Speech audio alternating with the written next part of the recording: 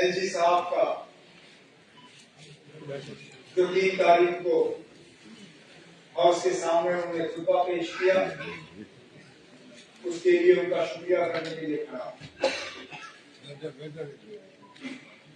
कोशिश की गई कि एड्रेस के जरिए, खुतबा के जरिए गवर्नमेंट के जो इंटेंशंस हैं, गवर्नमेंट के जो इरादे हैं, जो अभी तक हुआ, जो होना बाकी है, उसके बारे में हम जिक्र करें।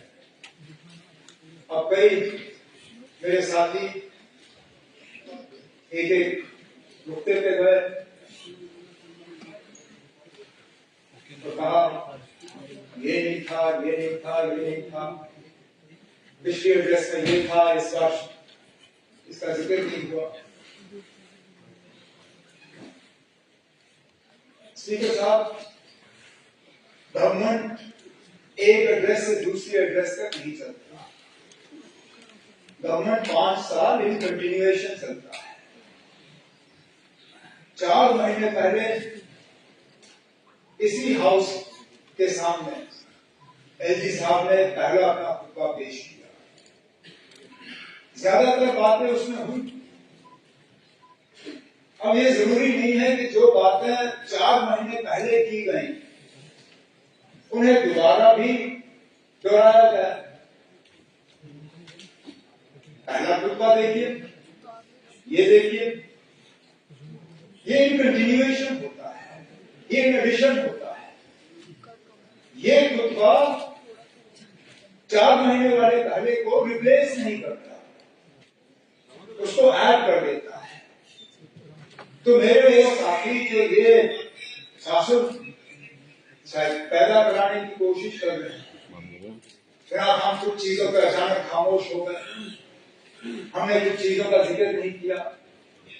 शायद 4 महीने पहले किया था लेकिन अब नहीं किया क्योंकि अब कोई किसी ने कहा ये कोई प्रेम पत्र है। अगर हमने प्रेम पत्र लिखना होता हम पहले खुतबे में लिखते। मकसद ये था कि शुरुआत वहां से हुई। इसमें हमने और इजाफा किया। जब अगले साल मैं उम्मीद करता हूं उस वक्त गवर्नर होंगे, जब उस वक्त गवर्नर साहब का खुतबा होगा और इजाफा होगा और अगले 5 साल तक भी सिलसिला चलता रहेगा। तो इसलिए मेरे जो सीनियर साथी श्यामलाल शर्मा जी पेजेस गिन रहे थे, उसमें इतने पैरा थे तो इसमें इतने पैरा हैं, उसमें इतने पेज तो इतने पेज। कागज बचाने का मेरा इरादा नहीं था। अगर कागज बचाने का ही होता तो हम फटाफट को ई गवर्नेंस के जरिए आप तक पहुंचा देते।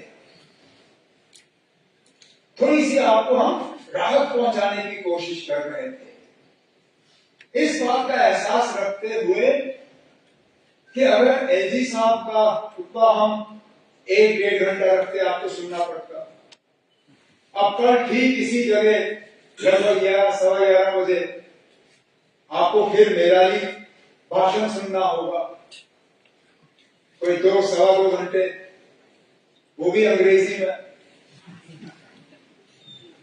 तो हमने सोचा ना, जब गवर्नर साहब ने 4 महीने पहले इतना लंबा सारा खाका आपके सामने खींचा, तो इस बार इसको थोड़ा कंसाइज करके बाकी बातें हम बात के लिए रखेंगे।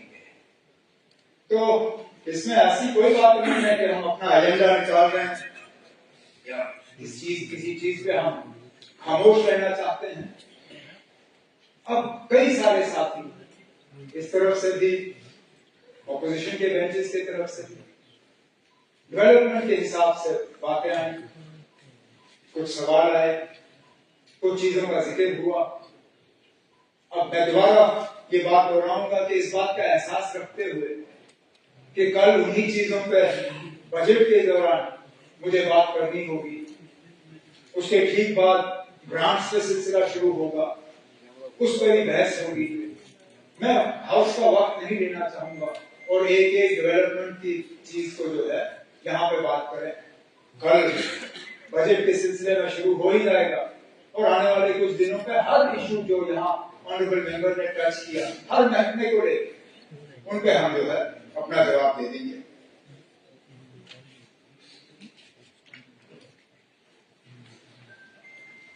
हमारे मैनिफेस्टो का यहाँ पहुंच चुके, बहुत सी बातें आई मैनिफेस्टो को लेकर।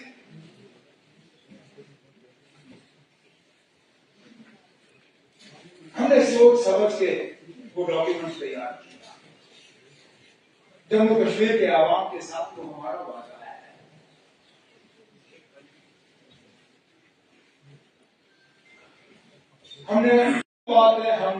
हम इन आने वाले 5 साल में उन बातों पर कायम रखे उसको पूरा करेंगे।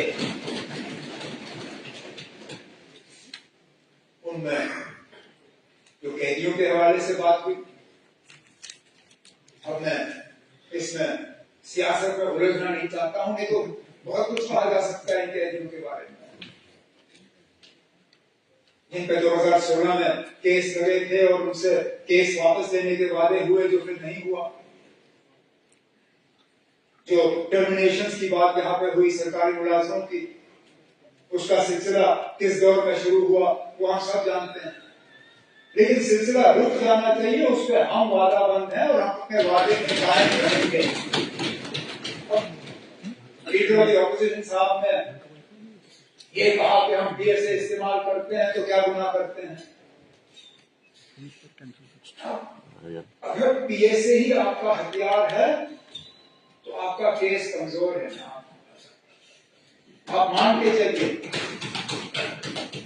अगर आप सिर्फ पीएसए के बुनियाद पे इन लोगों को जेल में रख रहे हो सालों साल, इसका मतलब ये है कि आपके पास इनको प्रोसिक्यूट करने की कोई सबूत है नहीं, आपके पास इनके खिलाफ कोई केस है नहीं, आप सिर्फ पीएसए के जरिए जो है इनको बंद रख रहे हैं। अगर वाकई जो आप कहते हो कि ये पत्थरबाज हैं, ये ओजीडब्ल्यू हैं, ये वे हैं, तो प्रिवेंटिव डिटेंशन की जरूरत क्यों? प्रिवेंटिव डिटेंशन की जरूरत वहां पड़ती है जहां आप और कोई केस बना नहीं सकते हो। आपने मेरे खिलाफ पीएसए लगाया क्योंकि मुझे बंद करने के लिए आपके पास और कुछ था नहीं। आपने पहले प्रिवेंटिव डिटेंशन में मुझे 6 महीने बंद रखा, जब वो अरसा बीत गया और कुछ चाहिए था आपको, आपके पास और कुछ था नहीं, तो पीएसए लगा के मुझे बंद कर दिया। ये जो 400 पीएसए में बंद है, अगर वाकई जो आप कहते हो सही है, क्योंकि आज पुलिस और लॉ एंड ऑर्डर मेरे पास है नहीं, तो जो आंकड़े आपके पास आ जाते हैं वो मेरे पास नहीं आते। आप ब्रीफिंग लेके आते हो, मेरे पास वो ब्रीफिंग है नहीं। अगर जो आप कहते हो जनाब जो ये है वो है, मुल्क के खिलाफ इन्होंने कार्रवाई की, तो पीएसए के बजाय उन पे केस करिए, प्रोसिक्यूट करिए, जेल की सजा दिलाइए, फिर जाए जेल में। लेकिन अगर सिर्फ पीएसए की बुनियाद पे आप उनको बंद रखते हो तो कहीं ना कहीं आपके कहने में और जमीनी हकीकत में थोड़ा सा फर्क है।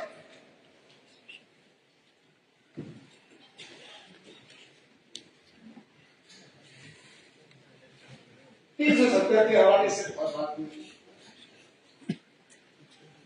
मैं फिर honourable leader of the opposition की तकरीर के हवाले से ही बात करूंगा।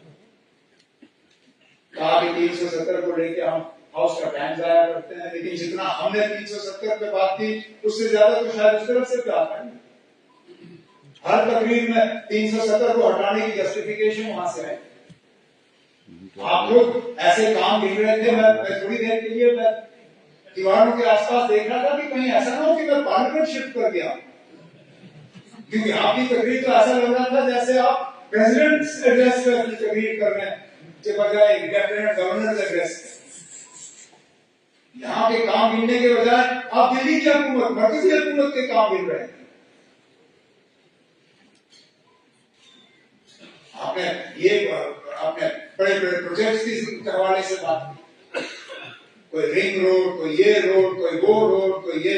मैं आपसे सिर्फ एक सवाल पूछता हूं, मुझे ये बताइए इनमें से कौन से ऐसे काम हैं जो बिना 370 हटाए नहीं मुमकिन होते। बताएं, क्योंकि आज तक मुझे इस सवाल का जवाब नहीं मिला है।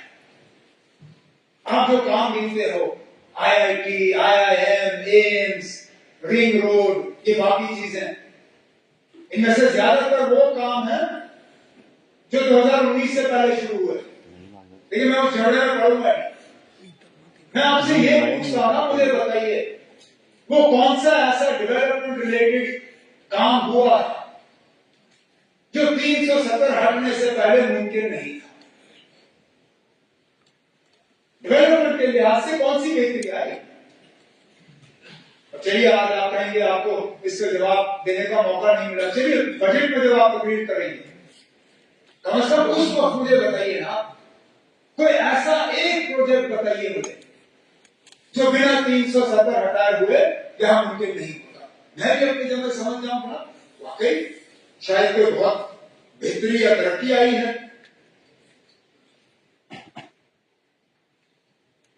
पॉलिटिकल रिजर्वेशन के हवाले से बात हुई, 370 हटा तब पॉलिटिकल रिजर्वेशन मुमकिन हुआ। अब पॉलिटिकल रिजर्वेशन करके आपने क्या फायदा दिया इस कौम को? आपने जो हमारे गुजर यहाँ पे कम्युनिटी से ताल्लुक रखते हुए MLAs हैं, उनके तरफ इशारा करके कहा कि ना हमने आपको बहुत बड़ा फायदा दिया जो पॉलिटिकल रिजर्वेशन दिया आपको। अरे इनकी तादाद नहीं है ना, आज कितने हैं? 6 हैं। आपके रिजर्वेशन देने से पहले कितने थे ना? तो पूछिए इनसे। 9 थे। नहीं ना, आज 9 नहीं है। हाँ ना,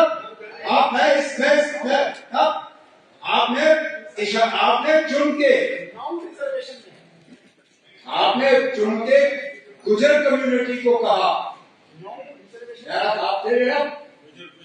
आपने इनको कहा, आपने अब अपनी बात को दूसरे अंदाज में पेश करेंगे, लेकिन मैं हाउस में मौजूद था।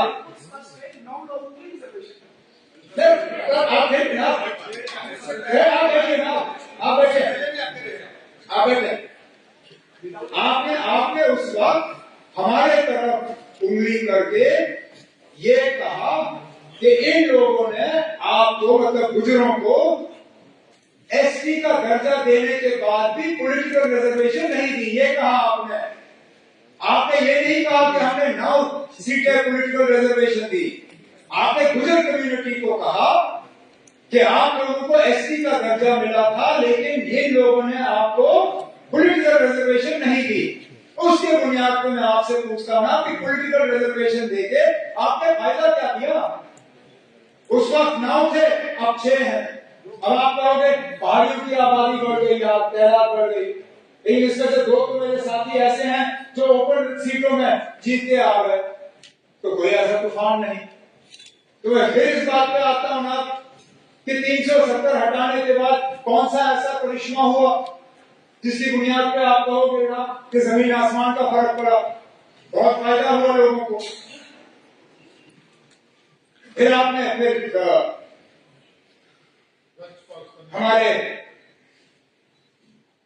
हमारे साथी शक्ति परिहार साहब ने अपनी तकरीर में शुरू में ही कहा कि 370 जो है वो जम्मू कश्मीर में करप्शन, नेपोटिज्म और एक और अंग्रेजी अल्फाज इस्तेमाल किया जो मुझे याद नहीं है, टेररिज्म।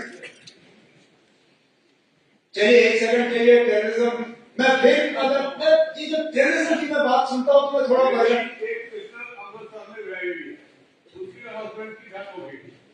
वो हमारी प्रॉपर्टी को नहीं ले सकती थी। आज वो प्रॉपर्टी मैं आ रहा हूँ मैं उस बात पर भी आ रहा हूँ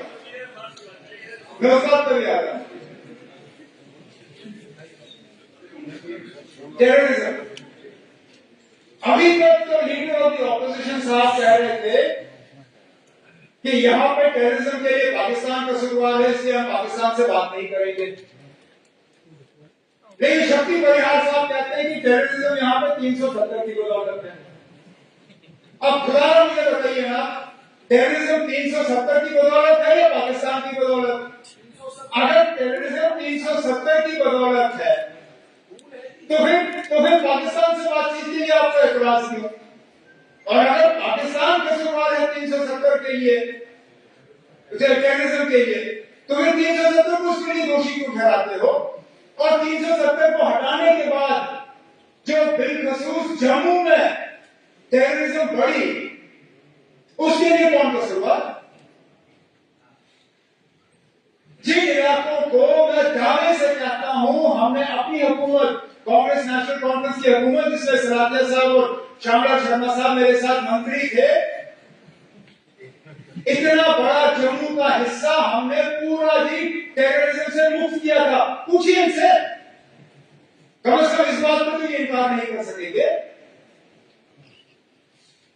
कब हुए जम्मू शहर में हमले जब हम मंत्री थे? कब हुए रियासी में हमले जब हम मंत्री थे? कब हुए यात्रियों में हमले जब हम मंत्री थे? कब हुए रजौरी बाजार में हमले जब हम मंत्री थे? नहीं हुए। मैं कितने मैं गिनना नहीं चाहता हूं, तो गिनने की अगर मैं गिनना शुरू कर दिया तो फिर कोई एंड नहीं होगा इसका।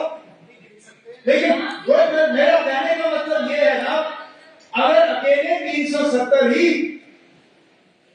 जम्मू कश्मीर में टेररिज्म के लिए जो है कसूरवार है, तो हटाने के बाद बंद हो जाना चाहिए था। नहीं हुआ ना, तो इसमें भी फेल, इसमें भी फेल। फिर नेपोटिज्म की तो मैं बात करूंगा ही नहीं, क्योंकि उसमें कोई पार्टी जो है वो कहते हैं ना हम में सब होंगे ना, हम नेपोटिज्म की बात कर सकते हैं ना आप, तो छोड़ दीजिए उसको। अब करप्शन की हम बात करें, 370 करप्शन के लिए जो है जिम्मेदार था, और हटने के बाद अब करप्शन है नहीं। जल जीवन मिशन पर सबसे ज्यादा शोर किसने किया था? सबसे ज्यादा शोर जल जीवन मिशन पर किसने किया? क्या कहा? जुगाड़ जीवन मिशन। हाँ, जुगाड़ू जीवन मिशन, जल जुगाड़ मिशन, कुछ ऐसे ही कहा। ये मेरे अल्फाज नहीं है, उस तरफ से आए। हम एज मिनिस्टर, शायद कहना नहीं चाहिए, लेकिन हम आपस में बैठ के ये बात करते हैं कि अगर क्वेश्चन आवर में पहले 2 सवाल जो है वो जल जीवन मिशन के हो, हमारा काम आसान हो जाता है, क्योंकि 40-45 मिनट तो इसी बेचारे जावेद राणा साहब के निकल जाते हैं। क्योंकि आप में से कोई ऐसा नहीं है जो जल जीवन मिशन को लेके परेशान नहीं या शिकायत नहीं करता। एक चलिए माइनिंग पे करप्शन पे इल्जाम आपने लगाए, हमने नहीं। हमने तो इसका कभी जिक्र ही नहीं किया। इस सेशन से पहले जल जीवन मिशन के बारे में शिकायतों का आपने हमसे तो सुना नहीं होगा। जमीनों के मामलों में करप्शन की बात, मिस गवर्नेंस की बात, कन्वर्जन ऑफ लैंड यूज,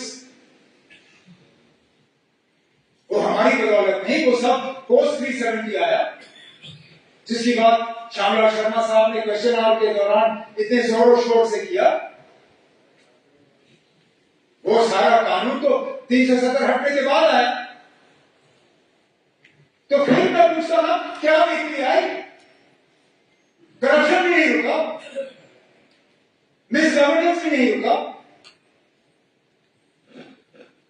अब ठीक है, आप कहते हो कभी नहीं आएगा, हम कहते हैं हम वापस लाएंगे, वो कहते हैं उम्मीद पे दुनिया कायम है। ठीक है ना, हम अपनी उम्मीद की दुनिया में रहेंगे, आप अपनी दुनिया में रहो, देखते कौन सही निकलता है। लेकिन ये मुझे बात करिए ना कि अब सुप्रीम कोर्ट का मोहर लग गया है। मैं वकालत नहीं जानता हूं, शायद मुझे नहीं मालूम अगर आपने वकालत की होगी या नहीं, लेकिन आपके आसपास काफी मतलब अच्छे खट्टे वकील बैठे हैं। ये भी जानते हैं ना कि अदालत का फैसला दूसरी अदालत में टाला जा सकता है, बदलाया जा सकता है। सुप्रीम कोर्ट में 3 जज का बेंच जो है 5 जज का बेंच बदला सकता है, 5 जज का बेंच 7 जज का बेंच बदला सकता है। जब तक पूरा बेंच नहीं बैठता तब तक फैसले बदलाए जा सकते हैं। अब क्या इस तरह के हालात मुल्क में पैदा होंगे या नहीं होंगे, आप कैसे कह सकते हो ना?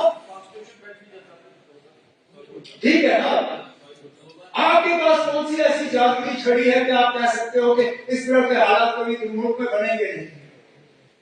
मैं तो ये दावा कर नहीं सकता। ये दावा लोग करते जब बीजेपी के 2 MP थे राजीव गांधी साहब के वक्त में, उस वक्त कभी सोचा जा सकता था कि मुल्क में इस तरह के हालात होंगे, लेकिन बन गए। क्या पता ना आगे क्या।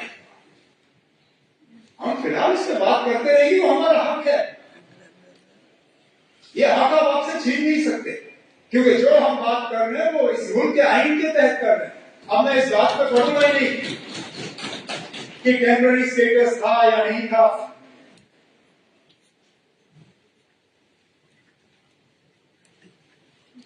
लीडर ऑफ द ऑपोजिशन साहब ने महाराजा साहब के हवाले से कहा कि हम बार बार उनका इंसल्ट करते हैं, अपमान करते हैं। हमारी तरफ से कभी नहीं हुआ।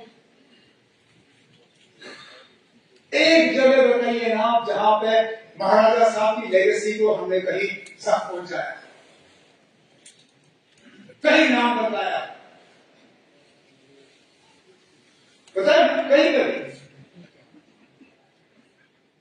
मेरी हुकूमत में, कांग्रेस की हुकूमत में, मेरे वालिद साहब की हुकूमत में, जब PDP और कांग्रेस की हुकूमत थी तब बताएं, अब कहीं पे हमने नाम बदले? प्रताप सिंह पार्क आज भी प्रताप सिंह पार्क, SMGS अस्पताल आज भी SMGS अस्पताल, SMHS अस्पताल आज भी SMHS अस्पताल। कहीं सड़कों का नाम नहीं, कहीं पर भी नहीं। लेकिन मुझे बताइए ना, महाराजा साहब के जो अगर हम विरासत देखें तो जो सबसे बड़ी चीजें क्या थी? एक जम्मू कश्मीर रियासत, वही देख रहे हैं हम विरासत में। ये रियासत बना के उस रियासत का आपने क्या हाल किया? बताए ना, ये कहने की बात है। ये छोड़िए ना, पूछे वो दिल्ली ने किया ना, वो आपने नहीं किया, वो मरकज की हुकूमत ने किया ना। क्या हुआ? 70% क्या हुआ? विरासत की बात कर रहा हूं ना। महाराजा बहादुर ने विरासत में जम्मू कश्मीर का एक नक्शा आपको दिया। चलिए, एक हिस्सा पाकिस्तान के पास में, उसमें भी आज फॉरेन मिनिस्टर साहब ने कहा कि हम वापस लेके आएंगे। किसने रोका? मुझे बताया किसने रोका? हमने कभी कहा कि मत लाओ? कभी कहा? हम कहते हैं अगर लाना है तो लाइए। अच्छा, यहां पे तकरीरों में कांग्रेस को आड़े हाथों लिया गया। आपने हाजी पीर छोड़ा, आपने ये छोड़ा, आपने वो छोड़ा। खुद बताइए ना, जब करगिल का वार हुआ क्या वापस आया? वो मौका था ना, मौका मिल गया था, बहाना था आपके पास। पाकिस्तान ने हमला किया था, अगर लाने का इतना शौक था उस वक्त आते, नहीं लाए। चलिए कोई बात नहीं, उस वक्त नहीं हो पाया। आज अगर ला सकते हो लाइए ना। हमें से कौन सा ऐसा है तो कहे ना ला सकते हो तो लाइए। लेकिन उसके साथ साथ जब आप वो नक्शा देखते हो ना जम्मू कश्मीर का, उसमें जम्मू कश्मीर का एक हिस्सा पाकिस्तान के पास है, ठीक, लेकिन एक हिस्सा चीन के पास भी है। उसकी बात क्यों नहीं है? उसका जिक्र क्यों नहीं है? जब आप लाएंगे ना, मेहरबानी करके जब ये थोड़ा सा हम पे एहसान करिए, जब उस तरफ का लाएंगे तो जो चीन के पास है ना वो भी लाइएगा। लेकिन चलिए, वो जो हिस्से में चले गए वो छोड़ दीजिए। जो महाराजा साहब ने जम्मू कश्मीर का नक्शा बनाया था उसके भी आपने 2 हिस्से किए, लद्दाख को अलग किया। और आप कहते हो लद्दाख के लोग ये चाहते थे। कभी पूछा आपने उनसे? कभी मालूम करने की कोशिश की? पहले दिन से करगिल के लोग इस फैसले के साथ नहीं थे, ठीक। आज अक्सर बेचकर लद्दाख की आबादी जो है, बहुत आबादी, वो भी इस फैसले के साथ नहीं है। आज जिन लोगों ने 5 अगस्त 2019 को मिठाइयां बांटी थी, आज वो भी कहते हैं कि शायद इससे बेहतर तो हमारी हालत जम्मू कश्मीर के साथ भी बेहतर थी। तो पैदल आए लेह से दिल्ली अपने हकूक हासिल करने के लिए, तो वो विरासत का जो हमें मिला था वो भी नहीं रहा। और विरासत में महाराजा साहब क्या छोड़ गए हमारे लिए? स्टेट सब्जेक्ट लॉज, कि हमारी जमीन हमारी, हमारी नौकरियां हमारी। कहां है वो लॉज? कहां है वो कानून? आज आपकी जमीन पे आपका क्या हक है ना? कोई भी आपके ले देगा। आज आपकी नौकरियों पे क्या हक है आपका? इससे अच्छा तो हिमाचल का हाल है। हिमाचल में फैक्ट्री लगती है तो वहां कानूनन 70% जो है मुलाजिम हिमाचल के होने हैं। वहां अगर होटल लगता है तो 70% मुलाजिम हिमाचल के होते हैं। आप बताइए ना कौन सा ऐसा कानून यहाँ पे है? तो जब महाराजा साहब का नक्शा आपने नहीं रखा, जब महाराजा साहब का स्टेट सब्जेक्ट का कानून आपने नहीं रखा, तो हमने अपमान किया या आपने किया?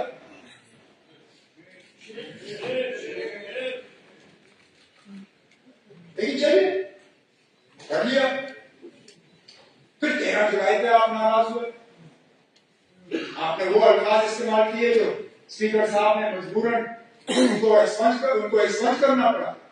तेरा आपकी और हमारी सियासी सोच बिल्कुल अलग है। आपकी आइडियोलॉजी हमारी आइडियोलॉजी उनमें कोई मेल नहीं है। लेकिन कम अज कम जब हम अल्फाज इस्तेमाल करें तो सोच समझ के करें। उन 22 लोगों ने जो 13 जुलाई 31 को कुर्बानी दी, वो किस लिए दी?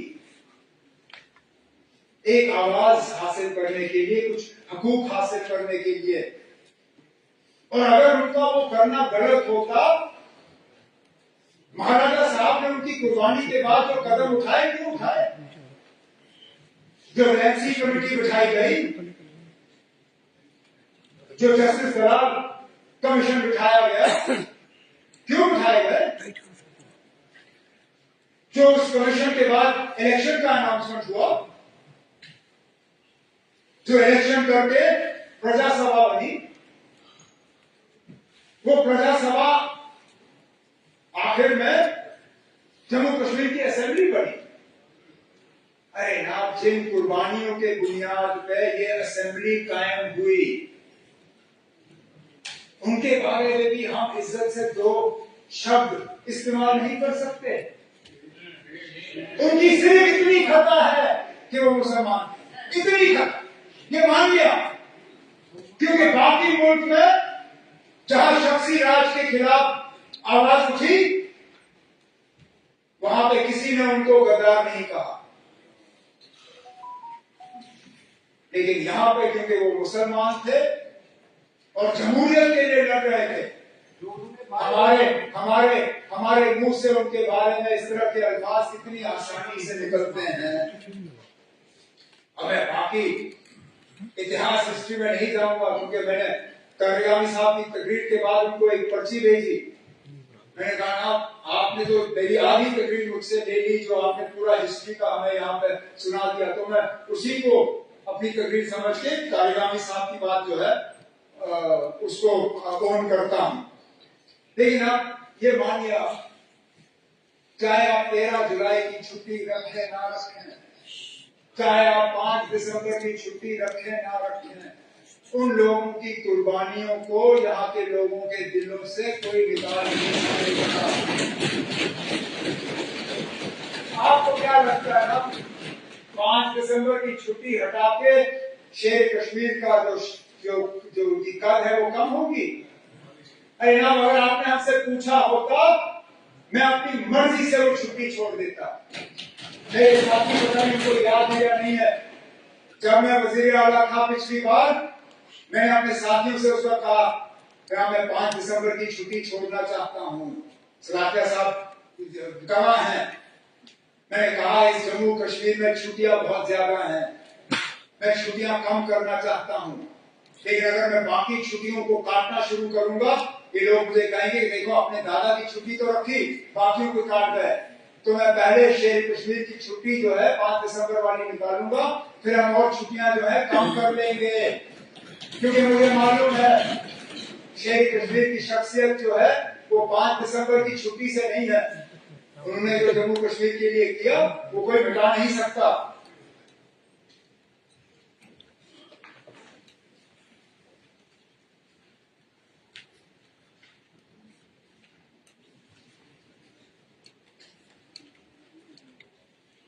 स्टेटहुड का रेजोल्यूशन हमारे एक साथी ने पूछा,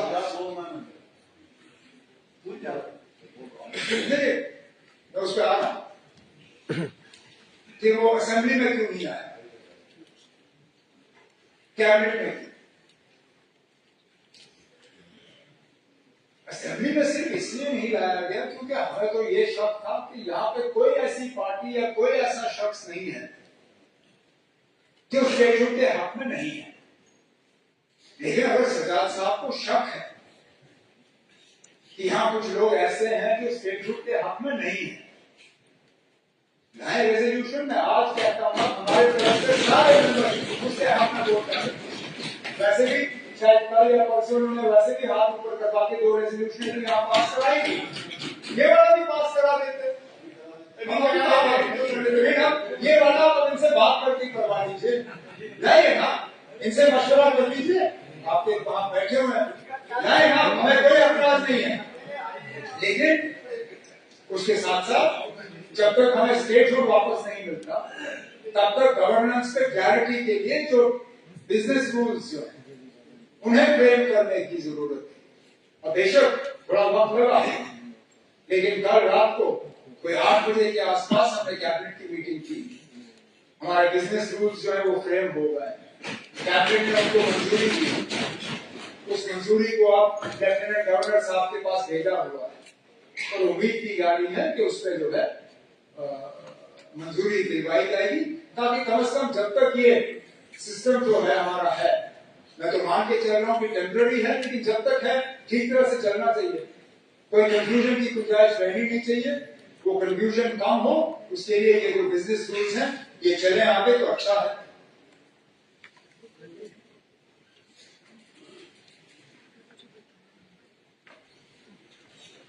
क्योंकि इसी में हमारी डिग्निटी और जो रिस्पेक्ट ऑफ द इंस्टीट्यूशन, जिसके हवाले से श्यामलाल शर्मा जी ने सुबह भी बात की, अपनी तकरीर में भी कहा, आधा तो हमारी डिग्निटी तो स्टेटहुड के जाने से ही चली गई ना। इससे पहले जब एमएलए थे, वारंट ऑफ रेसिडेंस में आपका क्या नंबर था? आज क्या नंबर है? 28। हाँ, आज क्या है? आज पता नहीं आपके खाते में है भी या नहीं।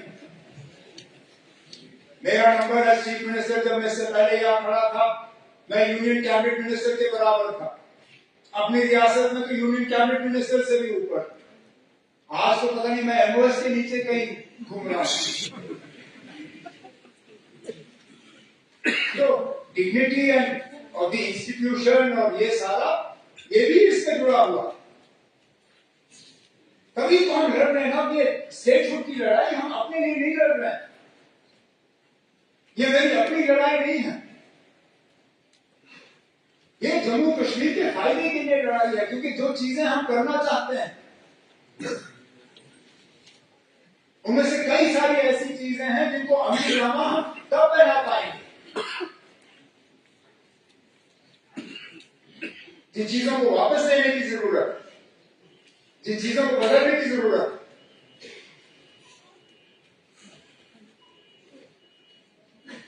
लेकिन हमारी लड़ाई एक सच की लड़ाई है, इंसाफ की लड़ाई है, कानून की लड़ाई है, और जम्मू कश्मीर के लोगों को एक राहत की सांस लेने की लड़ाई जो है हम लड़ रहे हैं। और इस लड़ाई में हम पीछे नहीं हटेंगे। बीच बीच में कुछ लोग हमें डराने की, धमकाने की, खामोश कराने की कोशिश करते हैं, लेकिन हम खामोश रहने वाले लोग नहीं हैं।